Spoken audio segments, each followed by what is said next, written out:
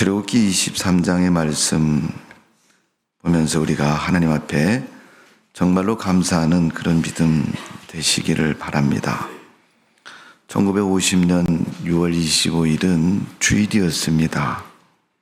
오늘도 주일입니다. 이 땅에 수년 전에 6.25 사변이 일어났고 또 전쟁을 해서 많은 사람의 목숨을 잃고 고통 속에 빠진 굉장히 슬프고 암울했던 그런 날입니다. 오늘 이 땅에 그런 어려움과 고통의 문제가 찾아왔던 사실, 역사적인 증거고 지울 수 없는 그런 남아있는 우리 역사의 모습입니다. 오늘 이 땅을, 이 시대를 살아가는 우리에게는 그런 모습을 보면서 앞으로는 이런 불행과 어려움이 없어야 되겠다. 이런 사실을 우리가 역사적으로 다시 한번 다짐하고 또 믿음의 사람으로 하나님, 과거에는 그런 일이 있었지만 지금은 그런 일이 없기를 간절히 소망하며 하나님 앞에 이 나라가 평안하고 하나님을 잘 믿는 그런 믿음의 나라가 되기를 원합니다라는 여러분의 기도가 있으시기를 주님의 이름으로 축원합니다. 역사는 여러분 중요합니다. 역사는 지울 수가 없는 겁니다. 아무리 부정하고 아니라고 얘기해도 역사이기 때문에 그렇습니다. 분명히 지나왔던 시간과 어떤 사건과 일들이 남아있기 때문에 그렇습니다. 내가 아무리 아니라고 부정해도 하나님이 그 역사에 대해서는 변개하지 않으십니다. 하나님은 미래도 계획하시고 설계하시고 이루시는 분이 하나님이신데 지나왔던 너의 삶의 발자취를 네가 스스로 부인한다면 그것을 나보고 믿으라고 하나님이 그렇게 말씀하실 것이고 또 하나님은 그런 신용 없는 사람 되시기를 원치 않고 있습니다. 오늘도 우리가 살아가는 삶 속에 하나님 앞에서 정말 바르고 온전하고 정직한 모습으로 사는 성도가 되어져야 될 것입니다. 그래야 하나님은 그 사람에게 은혜를 주시고 그 사람의 인생을 책임져 주시는 겁니다. 자, 오늘 출애굽기 23장의 말씀은 하나님이 이스라엘을 은혜 속에 구원하셨고 하나님의 주관 속에 놀라운 역사를 이루셨습니다. 그건 출애굽의 역사입니다. 출애굽의 역사 후에 하나님이 이스라엘 백성들에게 하신 말씀이 너희는 맥추절을 지키라. 또 특별히 오늘 본문 14절에서는 너는 매년 3번 내게 절기를 지킬지니라. 3번의 절기가 뭡니까 여러분? 애굽에서 나온 6월절 누룩 없는 빵을 먹는다고 해서 무교절이라고 말합니다. 그리고 첫 열매를 수확해서 드리는 절기인 맥추절을 말하고 있고 그 다음에 추수해서 거두어들인 수고의 결과를 인정하는 수장절을 말하고 있습니다. 따지고 보면 모든 것이 다 하나님의 주관 속에 이스라엘을 통해서 이루어졌던 놀라운 역사인 것을 말씀하고 있습니다. 가만히 보면 여러분에게도 주어진 하나님의 역사가 그런 것을 느낄 수가 있습니다. 지나고 봤더니 하나님의 은혜였고 역사였다. 그때는 잘 몰랐는데 지금 생각해 보니까 그때 하나님이 그렇게 지켜주지 않았으면 내가 오늘 이 자리에 이곳에 있지도 못할 것이고 하나님이 주신 이 놀라운 은혜를 세상 가운데서 누릴 수 없다는 사실을 우리가 다시 한번 생각할 때가 참 많습니다. 여러분, 우리가 되짚어서 지나왔던 어떤 과거의 경험들을 볼 때 물론 다 좋은 건 아닙니다. 다 성공한 건 아닙니다. 때로는 실패한 것도 있고 그렇지 않았으면 좋겠다는, 제발 그 말만은 하지 말았으면 좋겠다라는 그런 생각을 갖는 우리의 삶의 부분도 있을 것입니다. 그러나 그런 삶의 모습 속에서 오늘이 있는 모습을 보면 하나님이 나를 사랑하시고 나와 함께 하셨다는 사실을 새삼 우리가 느끼게 하는 것입니다. 오늘 우리가 살아왔던 삶의 뒤안길을 돌아보면서 하나님의 은혜를 기억하고 경험하는, 또 인정하는 그러한 모습이 우리에게 있어야 될 줄로 믿습니다. 오늘 16절의 말씀을 보면 맥추자를 지키라. 이는 내가 수고하여 밭에 뿌린 것에 첫 열매를 거둠이니라.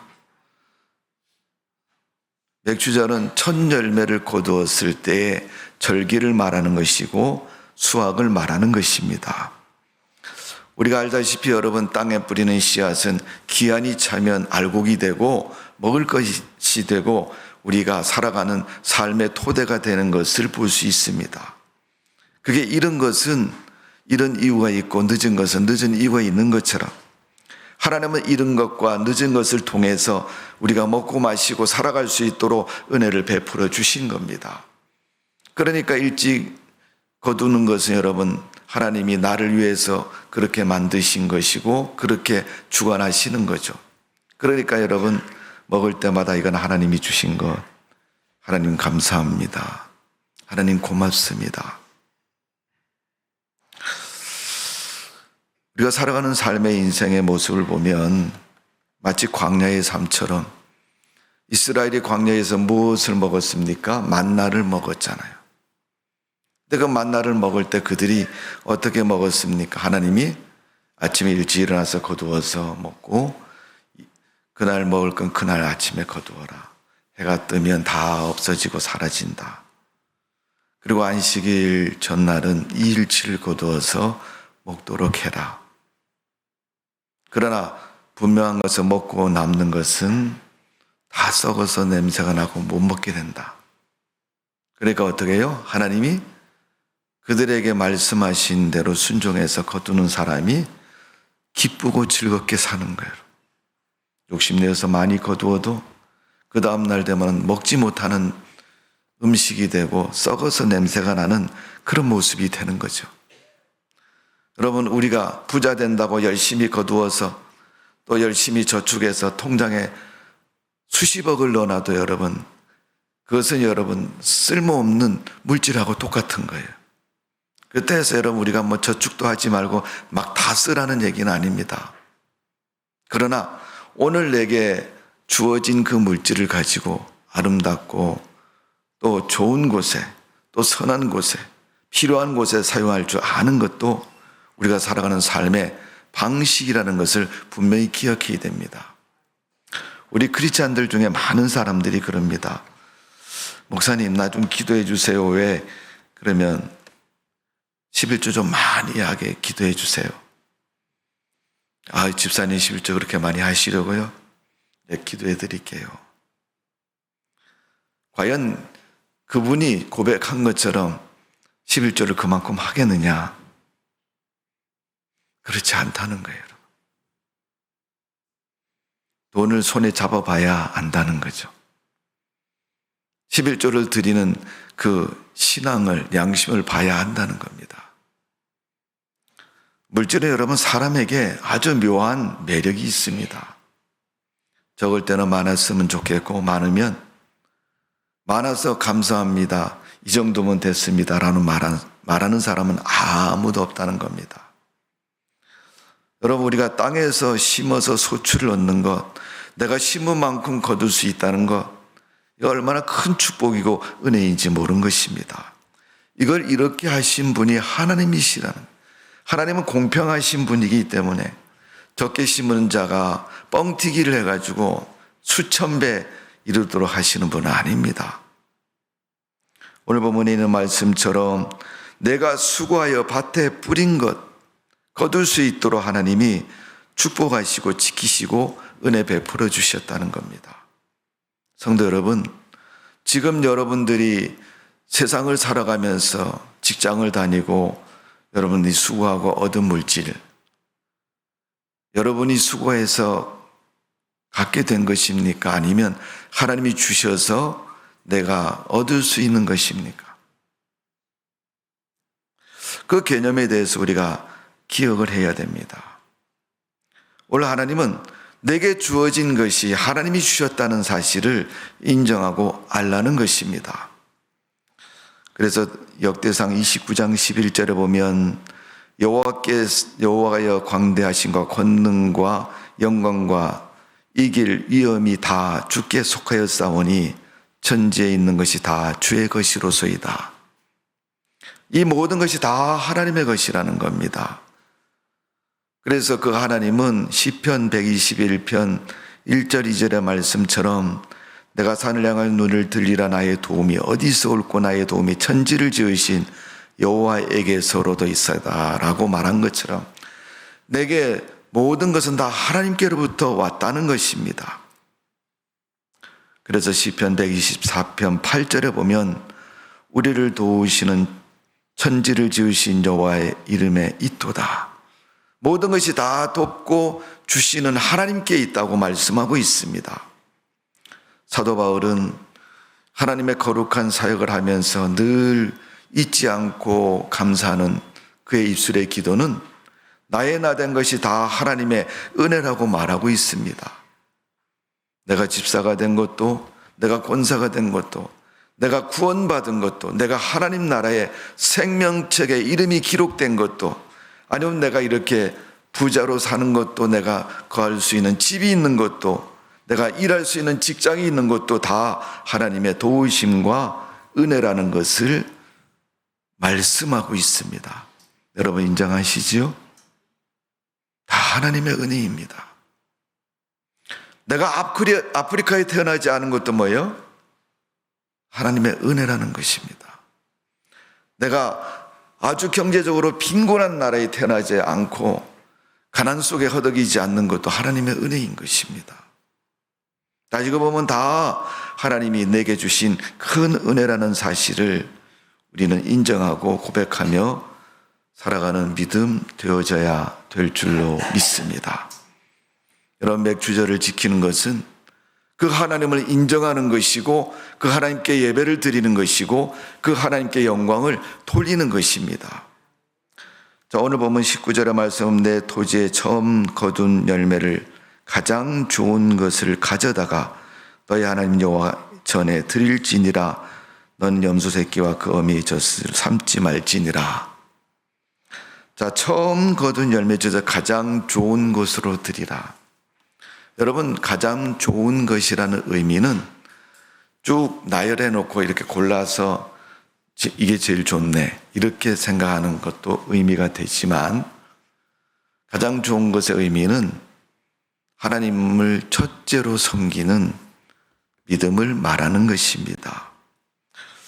여러분, 우리가 배고프면 너 밥 먹었냐 말하기 전에 내 입에 먼저 음식을 넣는 것처럼 우리가 세상을 살면서 공부하다 보면 그렇게 살아갈 수도 있죠.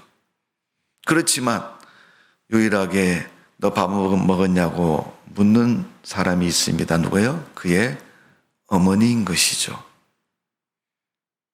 우리 하나님은 우리가 그런 사람이 되기를 바라는 것이고 그것이 하나님의 은혜를 아는 사람의 모습이라고 말하는 것입니다.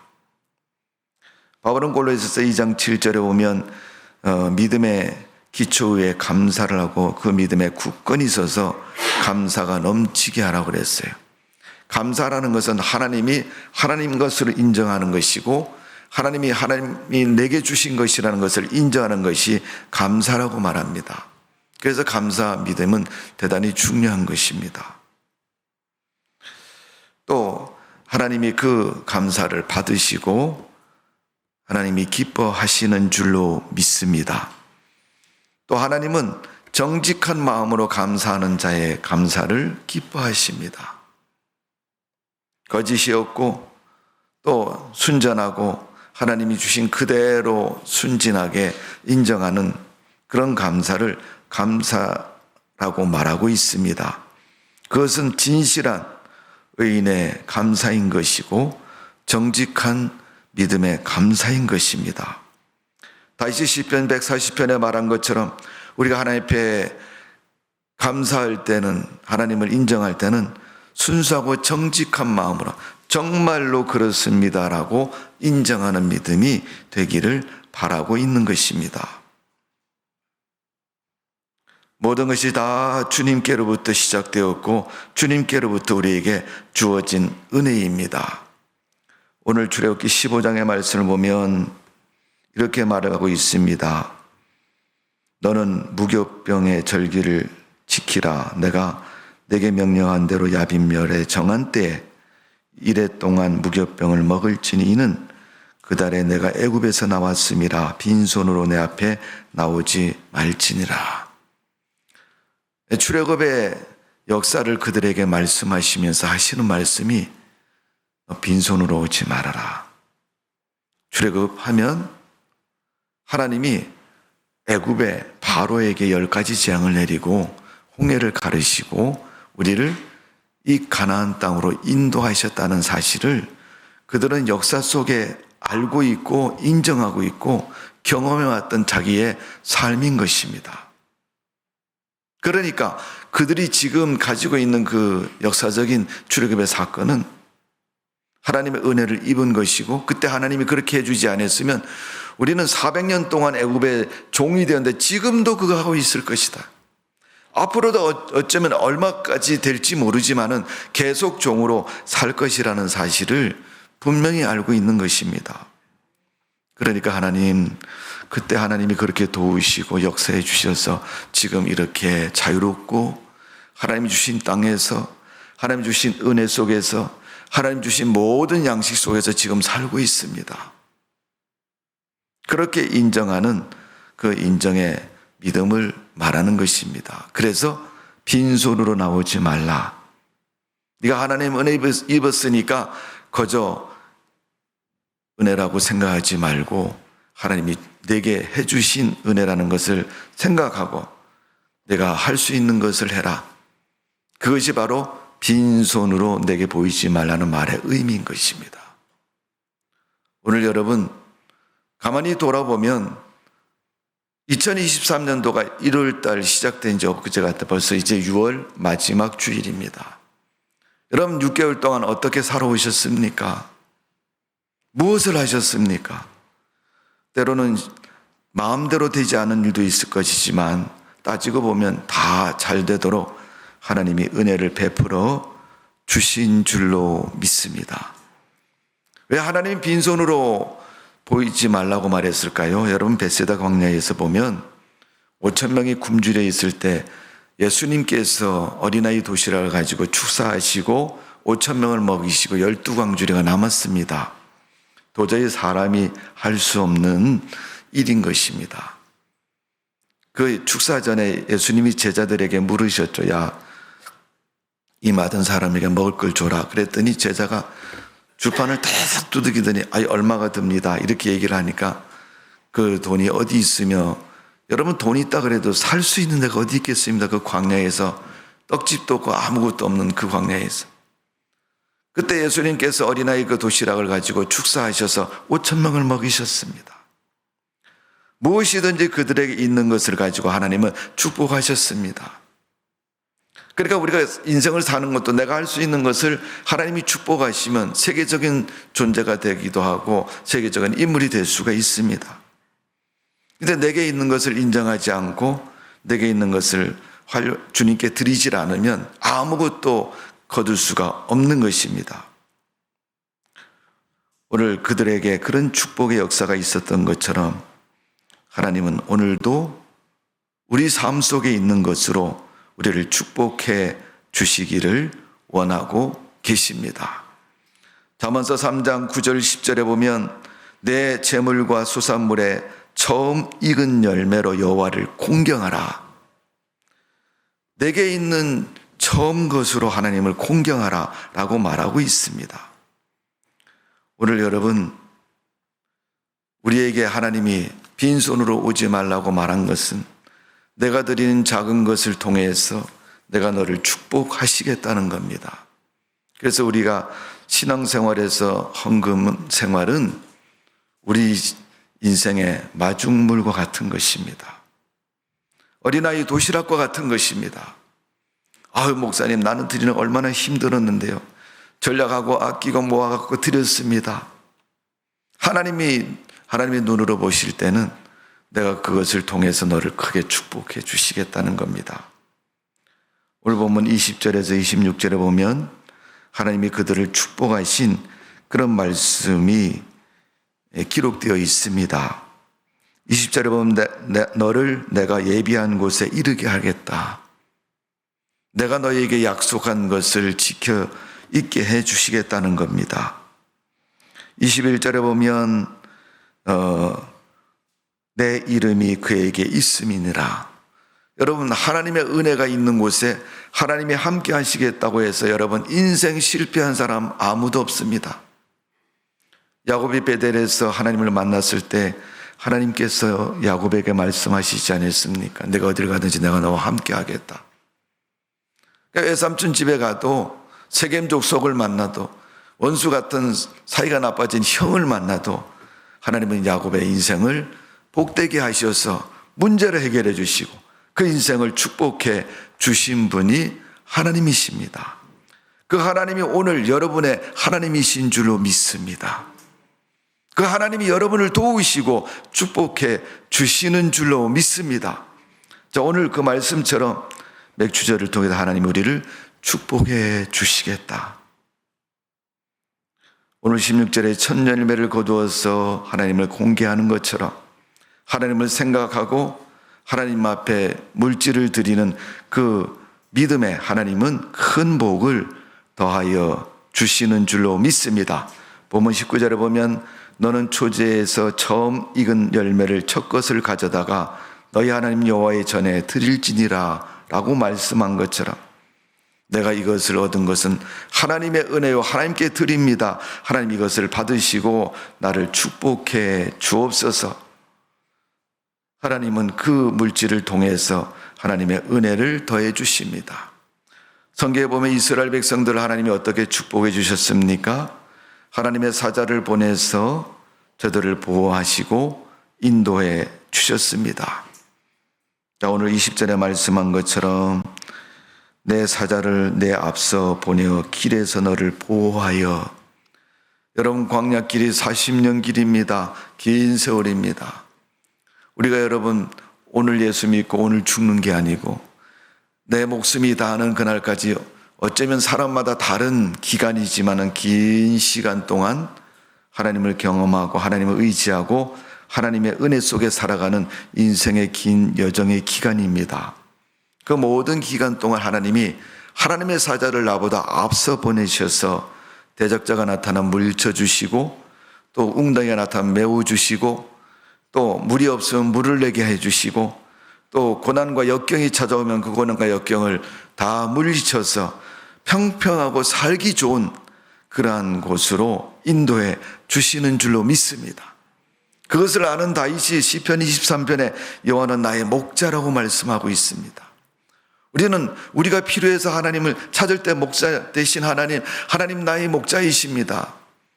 근데 목자라고 부르긴 하지만 목자라고 인정할 때가 없어요. 언제 여러분 인정하는 거예요? 하나님이 인도하면 따라갈 때 인정이 되는 거잖아요.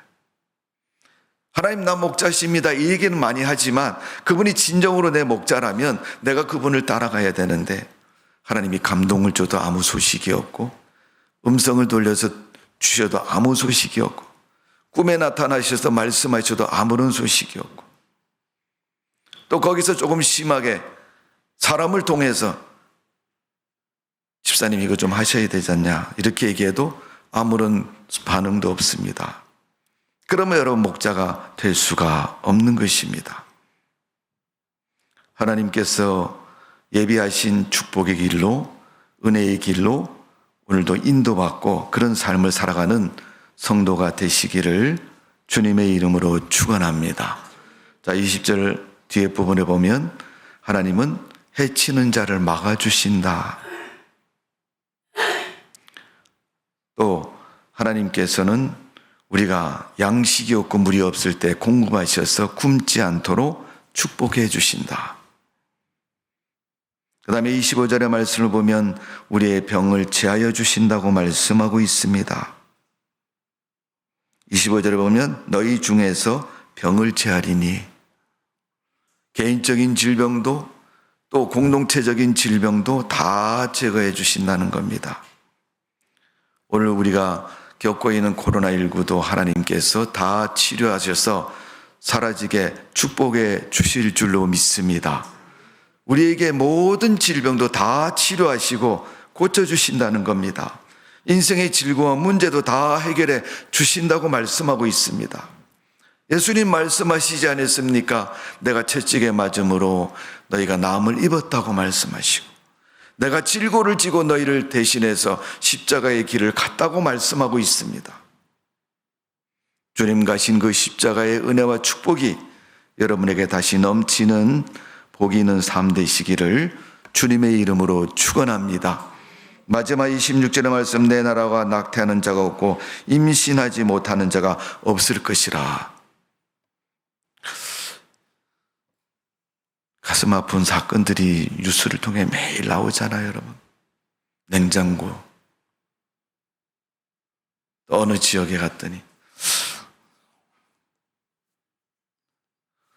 인천 이야기가 나올 때는 참 특이해서 제가 잊어버리던 미추홀 이런 이름이 나오잖아요, 여러분.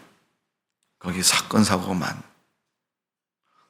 오늘도 여러분, 하나님이 우리를 지켜주셨기에 우리가 그 모든 고난 속에서, 어려움 속에서도 오늘 이 자리에 예배를 드릴 수 있고 은혜를 사모하여서 주님을 섬기는 믿음의 자리가 된 줄로 믿습니다. 그러니까 여러분, 경건하고 바른 마음 가지고 주님 앞에 나와 예배 드리는 우리의 믿음 되시기를 주님의 이름으로 축원합니다. 제발 세상에서 살다가 그냥 아무렇게나 마음 가지고 오지 마시고 예배 드리기 전에 집에서 기도하시고, 여러분 홀로 오십시오. 어두운 친구 데리고 오지 마시고.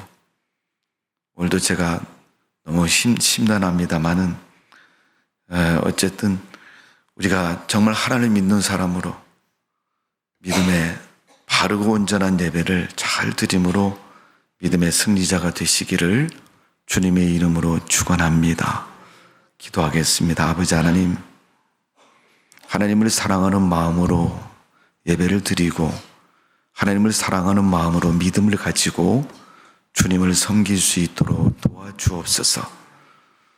레위기에 보니까, 출애굽기에 보니까 이스라엘 백성들이 광야에 하나님의 명령을 받아서 절기를 지키라고 했습니다. 절기 때마다 하나님을 생각하고 은혜를 기억하고 믿음을 갖고 하나님 앞에 감사하는 절기였습니다. 맥주전은 처음 익은 것, 내 입에 넣기도 바쁘고 배고픔을 해소해야 되는 그런 절박한 처지가 되었음에도 그거 하나님 앞에 드림으로 말미암아 하나님이 그 인생을 축복해 주신 것처럼, 마치 엘리야 시대에 사르밧 과부가 나무를 주어서 떡을 만들어 인생을 준비하는 그런 모습 속에서 하나님께 접대를 먼저 했던 것처럼 우리가 그런 마음 가지고 하나님을 섬기기를 원합니다. 모든 것이 주의 것이고 하나님의 은혜인 것입니다. 그러기에 그 은혜와 주님의 은혜를 날마다 인정하고 감사하며 기쁨으로 사는 저희들 되게 하여 주옵소서. 예수님의 이름으로 기도하옵나이다. 아멘.